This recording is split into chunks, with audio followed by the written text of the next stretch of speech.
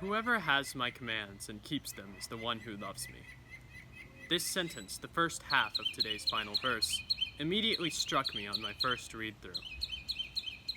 At first glance, it appeared as though conditions were being set.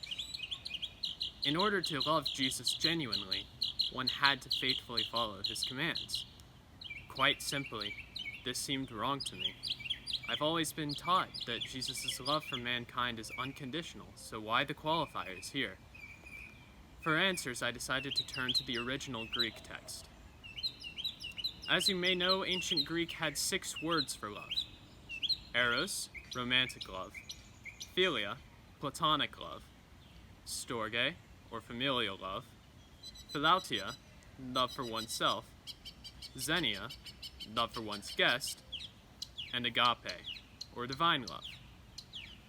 Agape was considered the highest form of love by the Greeks, and it's the type of love described in today's gospel. In contrast to the other types of love, which are often related to desire or societal expectations, agape is meant to be a purely selfless love. Through examining this concept of agape, I found myself examining the gospel reading in a completely new way. Perhaps Jesus isn't imposing any conditions on us after all. Perhaps, in fact, Jesus shows us a better way to love through this passage. Perhaps, through telling us that loving Jesus is done by following his commands, Jesus is teaching us to love actively. On February 23rd of this year, an unarmed 25-year-old black man, Ahmaud Arbery, was fatally shot in broad daylight while jogging outside of Brunswick, Georgia. Stating that the shooting was justifiable homicide, the police department refused to arrest either of his 2 white assailants, who allegedly suspected Mr. Arbery of committing a robbery, which might not have even happened. On May 5th, a video of the incident was leaked, and on May 7th, 74 days after Mr. Arbery's horrific murder, the suspects were finally arrested. This crime, occurring in the same state I've lived in all my life, had a profound impact on my own faith.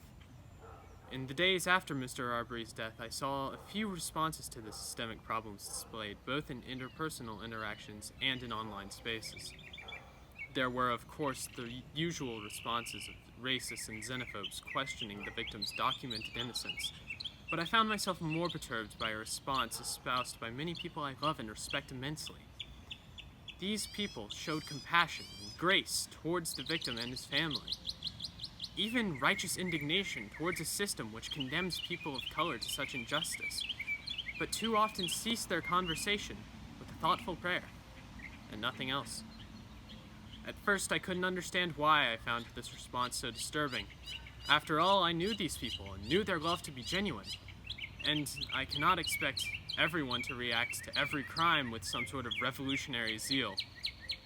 After some thoughtful reflection, though, I realized that I was not really frustrated with my peers who had this response. Instead, I was frustrated with myself.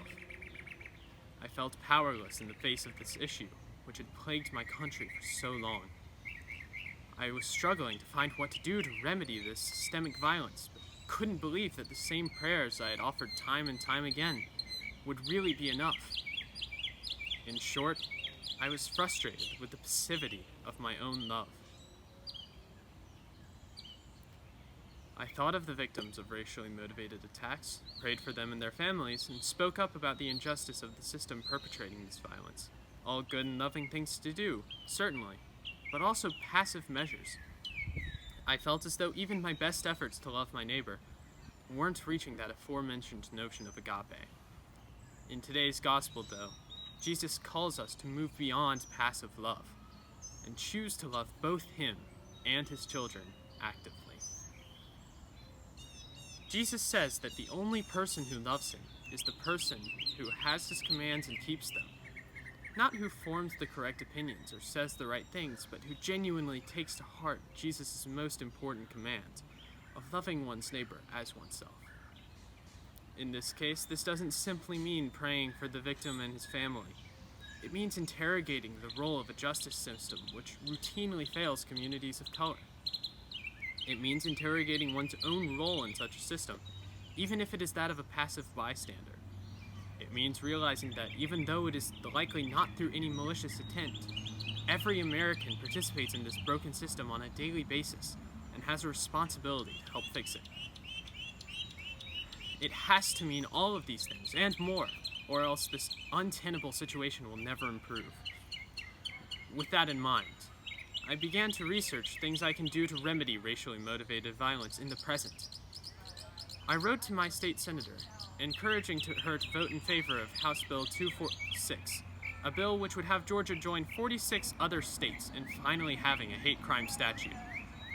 Since I'll be in D.C. for college this fall, I also began to research activism against hate crimes on the federal level, and plan to join this network upon my arrival there. I really can't overstate how much these efforts to love actively helped me on a personal level. Since I'm actively becoming more involved in the search for a solution, the problem of racially motivated violence seems less demoralizing than it did before these efforts, and I felt much closer to that divine notion of agape than I did before.